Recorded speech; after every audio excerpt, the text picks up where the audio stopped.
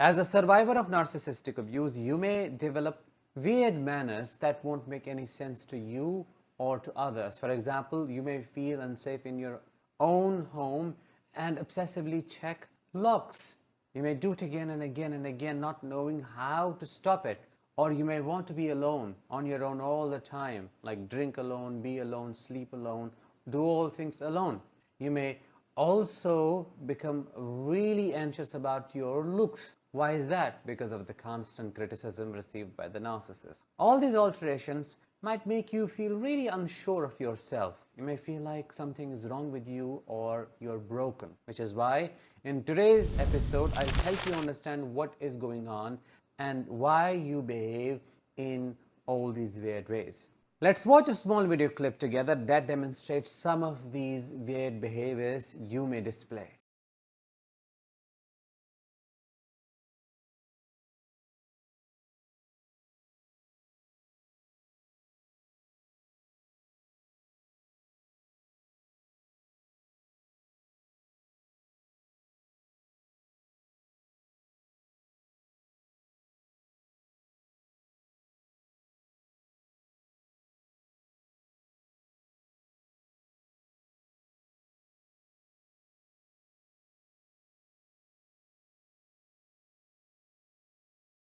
Which one of these behaviors do you display as a narcissistic abuse survivor? Drop your answers in the comments below and let me talk about these behaviors one at a time.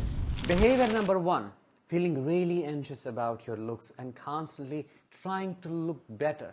You're always panicking because your subconscious brain is waiting for that ugly remark that you used to get with the narcissist. And if you're still living with one, of course, that's all what they do. They know how to put you down. They know how to fill you with shame and insecurities so that you become unsure of yourself and lose that confidence. By doing so, they feel better than you. That's envy. That is animosity. They do not want you to glow. They do not want you to realize that your heart is filled with light and theirs is devoid of it. They do not want you to be yourself. So what do?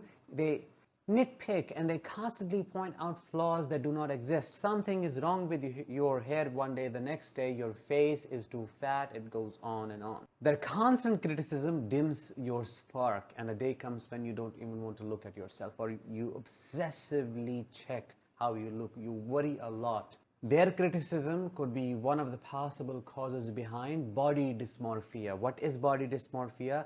Inability to accept yourself as you are and constantly trying to find flaws in different parts of your body.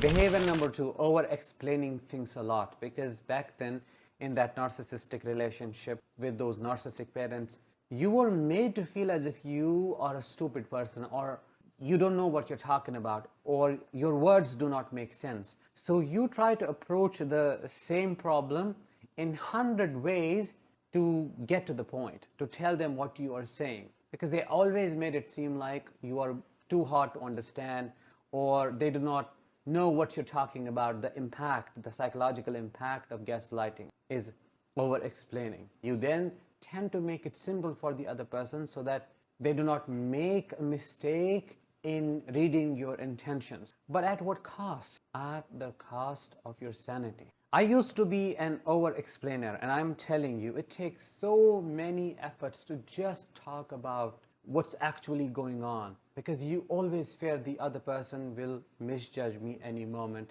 and then will blame me for something that I didn't do. And that will catch me off guard and I would not know how to deal with that. So over-explaining is basically a trauma response. It's a form of fight response. The only difference is you're not fighting anybody literally. You're trying to fight the confusion which your own words may create. Weird behavior number 3. You may avoid eye contact. Now this is not applicable to all survivors, and also some narcissists do not like making eye contact. This is not a universal thing. But not being able to make eye contact could be a trauma response. I struggled with this for a long time, and the reason was the fear.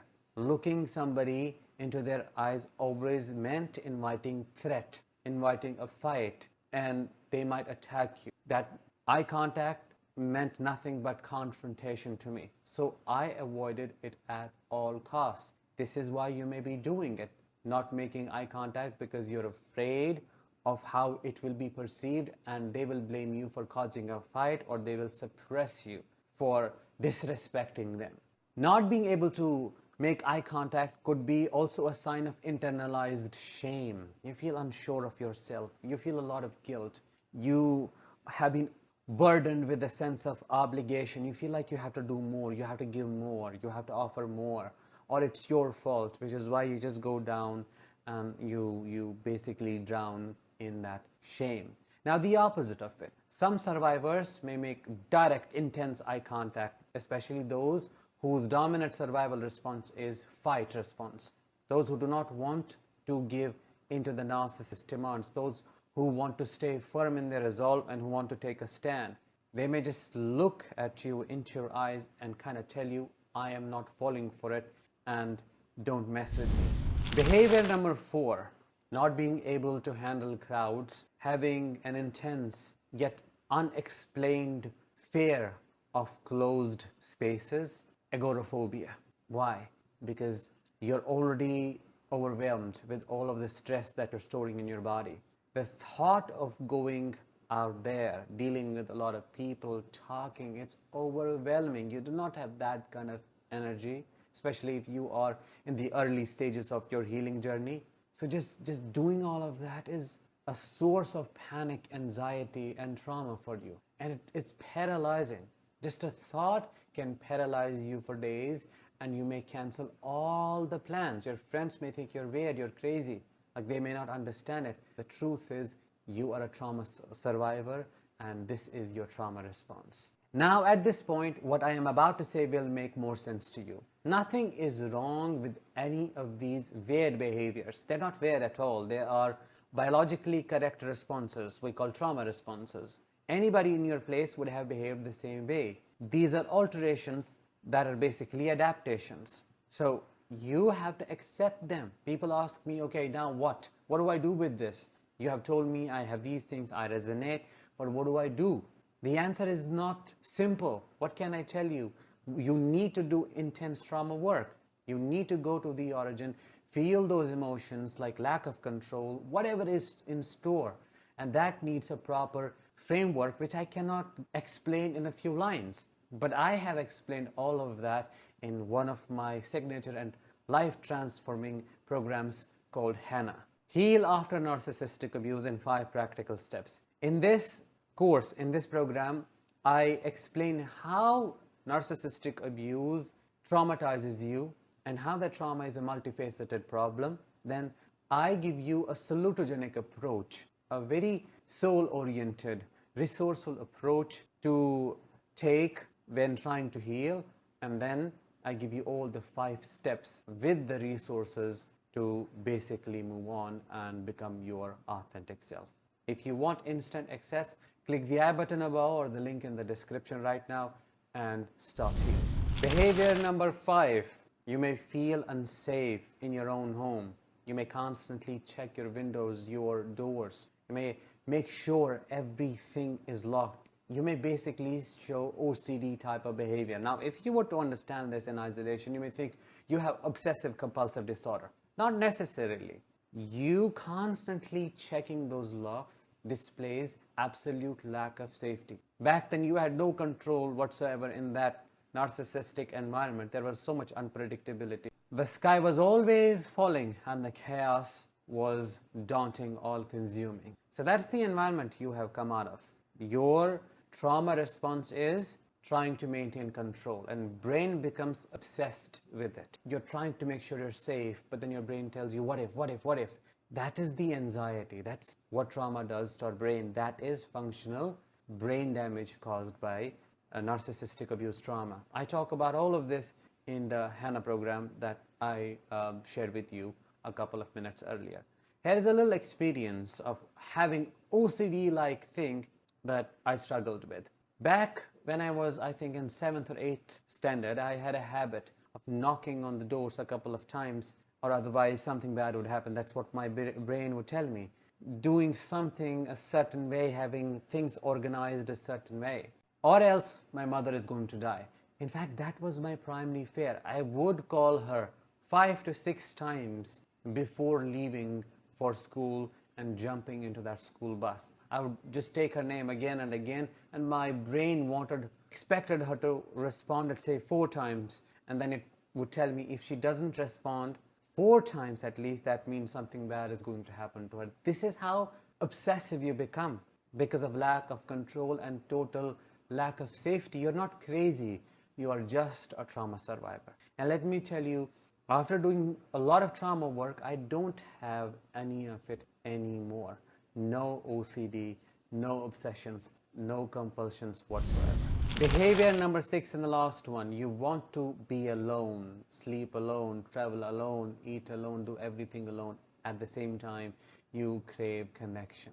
Why is that? Because the narcissist betrayed you in the worst way imaginable. In fact, everything was a lie right from the beginning until the very end. It's easier for me to say, but I know it's very difficult for you to realize that. It means just all those hopes, dreams, aspirations are shattered, and you're never going to have them or that family they promised.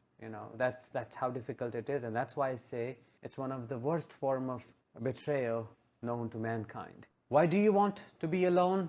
2 reasons. Number 1, you do not know how to be. Social anxiety is another thing that we struggle with a lot. You don't know how to carry yourself around people. You think you're going to say something horrible, like you have forgotten how to naturally connect with people. Either you freeze or you get triggered, and then it becomes overwhelming. The second reason is lack of trust. You cannot trust anyone with anything at all. And why would you? Because you were duped, you were scammed, you were with a fraudster, somebody who was a thief, who stole you of your peace. How would you trust anybody? So it takes immense strength to just get yourself out there, talk to people, and it all feels boring. This is the third reason. Now you're not interested in small talk. Anything like that feels so shallow to you. You may seek depth. You may want deeper, authentic, genuine connections with people. Narcissistic abuse changes us in so many ways, and the credit does not go to this narcissistic individual, it goes to you. You look within and you realize the temporariness of so many things, and that's when you kind of become like a monk. You just want to understand the deeper meaning behind things, and that's how this whole experience becomes a catalyst in helping you find your purpose. I cover that as well in the HANA program. In step number 5, like how do you find yourself? How do you find your passions after narcissistic abuse? How do you know what you're supposed to do? If you want instant access, click the I button above, or the link is in the description. Thank you so much for listening and watching. I'll talk to you in the next one. Until then, as always, let the healing begin and continue.